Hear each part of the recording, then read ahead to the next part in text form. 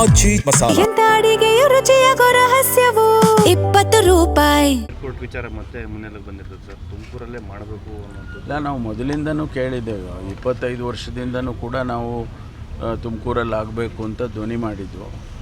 ಆನಂತರ ಅದು ಬಿಡದಿ ಹತ್ರ ಆಗಬೇಕು, ಆಮೇಲೆ ಬೇರೆ ಬೇರೆ ಜಾಗಗಳನ್ನ ಗುರುತಿಸಿದ್ದಾರೆ. ನಮಗೂ ತುಮಕೂರಿಗಾದರೆ ಅನುಕೂಲ ಆಗುತ್ತೆ, ತುಮಕೂರು ಬೆಳೆಯುತ್ತೆ ಮತ್ತು 20 ರಾಜ್ಯಗಳು ಜಿಲ್ಲೆಗಳು ಈ ಭಾಗದಲ್ಲಿ ತುಮಕೂರಿಂದ ಹೋಗುತ್ತೆ. ಅದಕ್ಕೋಸ್ಕರ ಒಂದು ರೀತಿಯಲ್ಲಿ ಹೆಬ್ಬಾಗಿಲು ಅಂತೇಳಿ ಕರಿತೇವೆ, ಅನುಕೂಲ ಆಗುತ್ತೆ. ನಾನು ಇವತ್ತು ಚಿಕ್ಕಬಳ್ಳಾಪುರ ಮತ್ತು ಕೋಲಾರಕ್ಕೆ ಭೇಟಿ ಕೊಡ್ತಾ ಇದ್ದೀನಿ. ಶನಿವಾರ 25ನೇ ತಾರೀಕು ನಾವು ಚಿತ್ರದುರ್ಗದಲ್ಲಿ ಬೆಂಗಳೂರು ವಿಭಾಗದ ಪರಿಶೀಲನೆಯನ್ನು ಮುಖ್ಯಮಂತ್ರಿಗಳು ನಾನು ಮಾಡ್ತೇವೆ.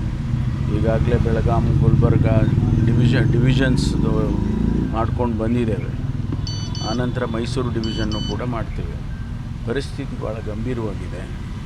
ಬರದ ಛಾಯೆ ಭಾಳ ದೊಡ್ಡ ಪ್ರಮಾಣದಲ್ಲಿ ಕಾಣಿಸ್ತಾ ಇದೆ.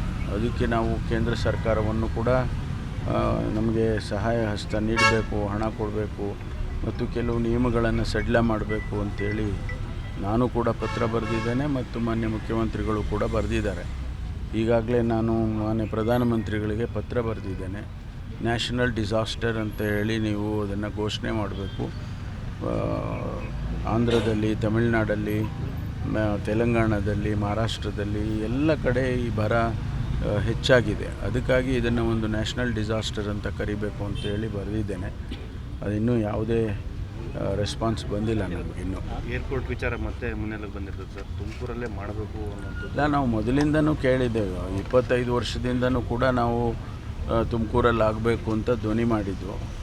ಆನಂತರ ಅದು ಬಿಡದಿ ಹತ್ರ ಆಗಬೇಕು, ಆಮೇಲೆ ಬೇರೆ ಬೇರೆ ಜಾಗಗಳನ್ನ ಗುರುತಿಸಿದ್ದಾರೆ. ನಮಗೂ ತುಮಕೂರಿಗಾದರೆ ಅನುಕೂಲ ಆಗುತ್ತೆ, ತುಮಕೂರು ಬೆಳೆಯುತ್ತೆ ಮತ್ತು 20 ರಾಜ್ಯಗಳು ಜಿಲ್ಲೆಗಳು ಈ ಭಾಗದಲ್ಲಿ ತುಮಕೂರಿಂದ ಹೋಗುತ್ತೆ. ಅದಕ್ಕೋಸ್ಕರ ಒಂದು ರೀತಿಯಲ್ಲಿ ಹೆಬ್ಬಾಗಿಲು ಅಂತೇಳಿ ಕರಿತೇವೆ, ಅನುಕೂಲ ಆಗುತ್ತೆ. ರಾಹುಲ್ ಗಾಂಧಿ